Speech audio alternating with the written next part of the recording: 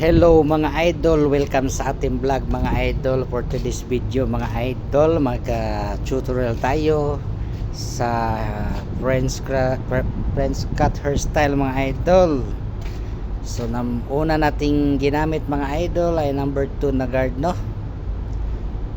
Number 2 na guard, paikutan natin siya mga idol para numipis naman siya mga idol at wag natin siyang biglain, no?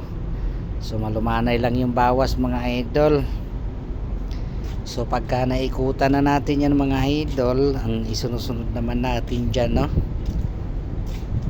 ay number 1 na guard mga idol. So tapusin muna natin yung taas mga idol, yung gilid mga idol. So paikutan muna natin mga idol. So ayan mga idol, isunod naman natin yung number 1 na guard na clip na guard mga idol.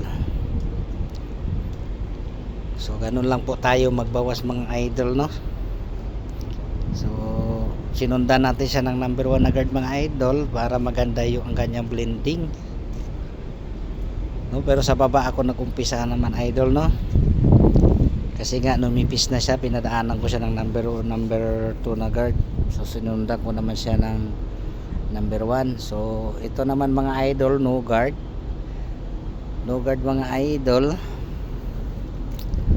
So 0.5 yan mga idol, ha, open clipper. So hindi natin siya ginamitan ng guard. So sa adjust lang tayo gumamit. Tapos yung taas niyan mga idol, babawasan din natin yan, no, para maganda naman tignan ang kanyang taas at hindi siya nakaumbok ba. So ganyan idol, no guard, suklay ang gamit mga idol. Lahat ng sumubra sa suklay mga idol, yun yung kakainin ng clipper, no. So hanggang sa mawala na yung makapal niyang tingnan mga idol.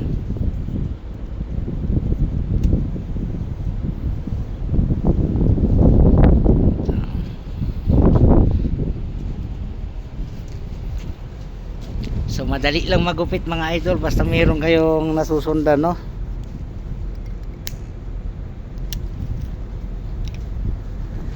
Tapos sinunod ko naman mga idol, no, kasi numipis na yung taas. Sinundan ko naman siya ng 1.5 na guard mga idol para mabura naman yung pinagdaanan ng 1 ba at saka 2. So magtatagpo sila sa 2 mga idol kasi number 2 na guard tayo sa taas.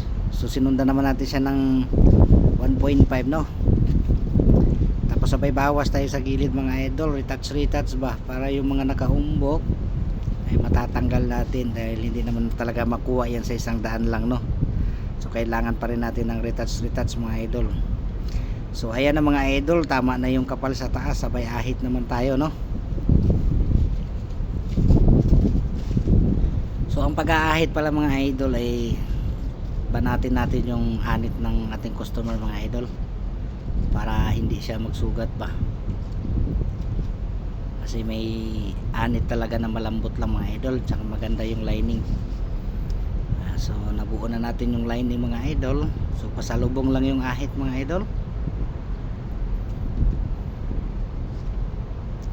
Thank you.